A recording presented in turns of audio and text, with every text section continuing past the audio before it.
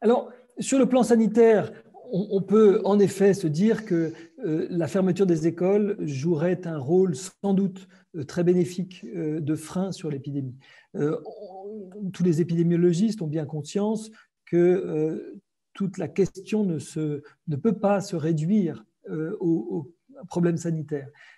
Les écoles sont un lieu d'éducation, c'est un droit fondamental des enfants et il n'y a pas de compensation, il n'y a pas d'indemnité possible lorsque l'on a fermé l'école pendant plusieurs mois. Les enfants n'auront pas cette scolarité pendant plusieurs mois, elle ne sera jamais totalement rattrapée, elle ne sera jamais totalement compensée.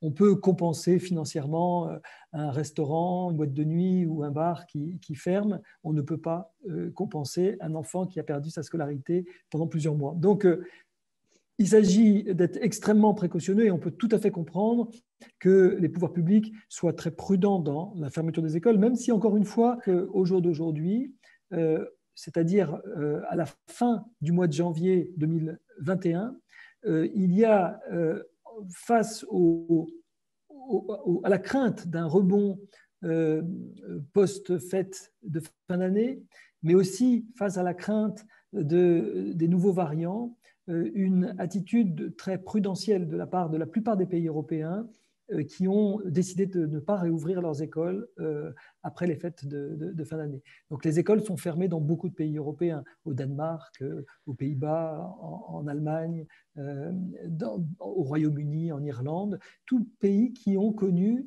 à la suite des vacances de Noël et à la suite de ces fermetures d'écoles, une très nette décrue de l'épidémie. Donc sur le plan sanitaire, c'est presque expérimental. On peut se dire que des pays comme l'Espagne, le Portugal, la France ou la Belgique qui n'ont pas fermé leurs écoles connaissent une situation critique pour les deux pays du Sud dont j'ai parlé, Espagne et Portugal, une situation en plateau pas très favorable pour la France et la Belgique.